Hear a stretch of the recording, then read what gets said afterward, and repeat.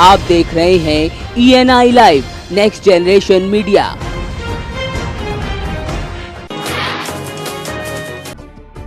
Plastic की पत्ता गोभी, जी हाँ, अब आपके खाने की थाली में परोसी जा रही है प्लास्टिक की पत्ता गोभी। अगर आप भी गोभी खाने के शौकीन हैं तो जरा संभल कर हो जाएं सावधान। अब आपको हरी सब्जी कही जाने वाली पत्ता गोभी की शक्ल में मिलेगी प्लास्टिक की पत्ता गोभी। इस प्लास्टिक की पत्ता गोभी का मामला मिर्जापुर में सामने आया, जहां एक मंदिर के महंत ने इसकी शिकायत प्रशासन से की, तो वहीं फूड विभाग ने इस पत्ता गोभी का सैंपल भरा, तो वहीं गोभी गैस पर गर्म करने पर पिघलने भी लगी। अब प्रशासनिक टीम में बाजारों में इस पत्ता गोभी की पड़ताल शुरू की है, तो वहीं जांच को सैंपल भी भेजा गया है। सिटी मजिस्ट्रेट साहब के यहाँ से फ़ोन आया था कि बूढ़ेनाथ मंदिर के पास पत्ता गोभी, बाबा के पास पत्ता गोभी जो है प्लास्टिक वाला पत्ता गोभी उनके पास है। वो नमूना आज जांच करके भेज दिया गया है और उसमें संभावना तो है कि कुछ गड़बड़ है।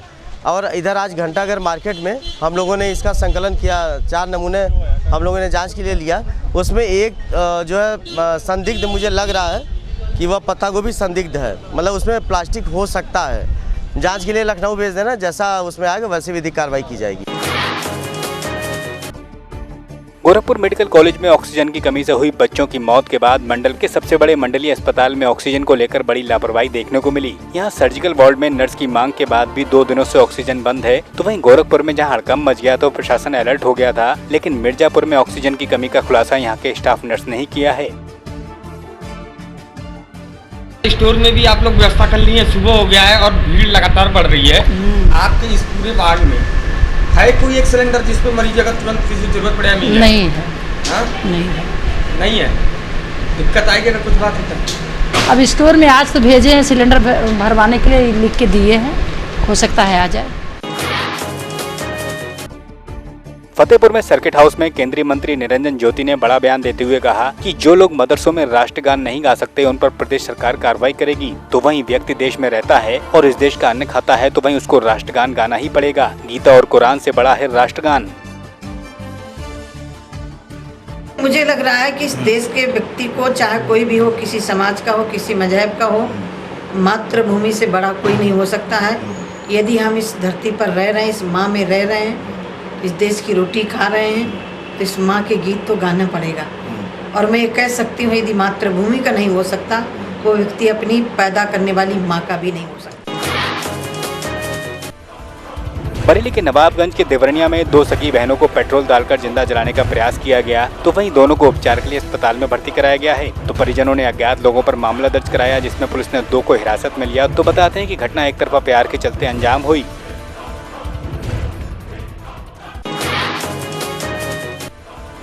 बरेली के आंवला के शिवपुरी में महिला गैस सिलेंडर पर चाय बनाते समय जल गई, तो वहीं बताते हैं कि गैस लीक होने की वजह से हादसा पेश आया। तो झुलसी महिला को उपचार के लिए अस्पताल में भर्ती कराया गया।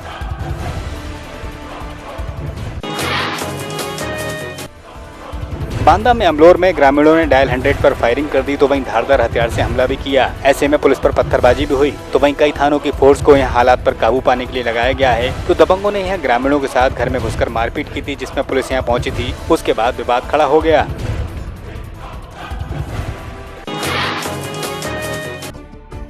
श्रावस्ती में बाढ़ का कहर जारी है, जिसके चलते हरिहरपुर, किलौला और इकोना में सैकड़ों गांवों में हालात बेकाबू हो गए हैं। तो अचानक आए इस पानी से सैकड़ों ग्रामीण घर से बेघर हो गए। तो वहीं इन हालातों का डीएम और एसपी लगातार जायजा ले रहे हैं। तो साथ ही एनडीआरएफ और पीएसी की टीम लगातार राहत कार्य में जुटी है।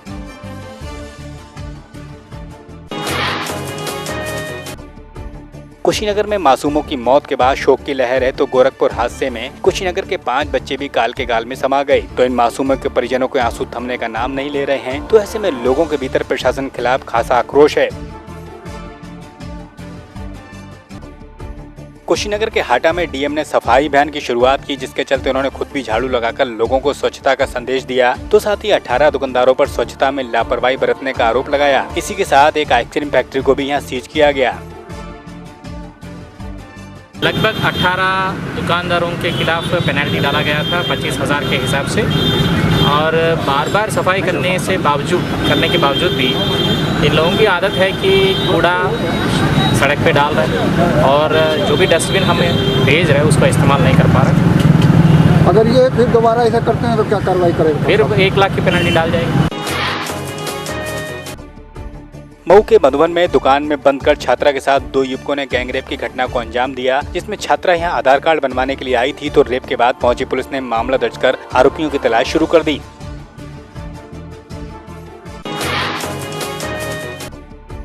गोरखपुर में बच्चों की मौत के बाद सियासी ड्रामा शुरू हो गया है, जिसके चलते सरकार की शुद्धि बुद्धि के लिए बच्चों की आत्मा की शांति के लिए पूजन किया गया और हवन कर प्रार्थना की गई, जिसमें सपा नेताओं के साथ कार्यकर्ताओं ने इसमें हिस्सा लिया।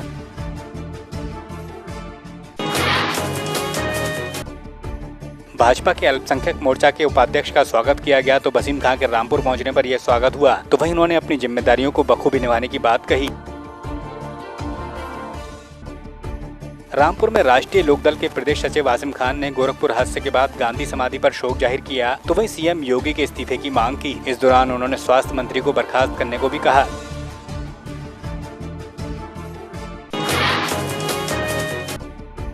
उमरिया में स्वतंत्रता दिवस की परेड का अंतिम रिहर्सल किया गया, जिसमें सांस्कृतिक कार्यक्रम के साथ परेड की तैयारी का जायजा लिया गया। तो इस आयोजन में 900 बच्चे शामिल होंगे, तो साथ ही 210 जवान भी परेड का हिस्सा बनेंगे। इसी के साथ इस परेड की सलामी एसपी महोदय द्वारा ली जाएगी।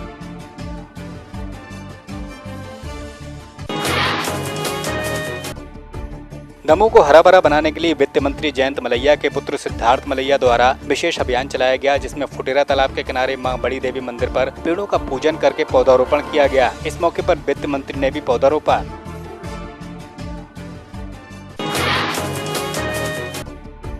हाल में ही भूटान में हुई अंतर्राष्ट्रीय कुंग-फू प्रतियोगिता में गोल्ड जीतने वाले खिलाड़ी प्रभाकर का वतन वापसी पर जोरदार स्वागत हुआ, तो खिलाड़ी ने यह सिस्टम के प्रति थोड़ी नाराजगी भी जाहिर की। मैं कुंग-फू वुशु खेल में अंतर्राष्ट्रीय स्तर पे इंडो भूटान चैंपियनशिप में गोल्ड मेडल आया लास्ट टाइम, और मैंने देखा कि सांगली ज़िले में बहुत से ऐसे खिलाड़ी हैं जिनमें करने की ताकत है और जिनमें एक काबिलियत है कि जो सांगली ज़िले का पूरा नाम अपने देश में और दुनिया में रोशन कर सकते हैं।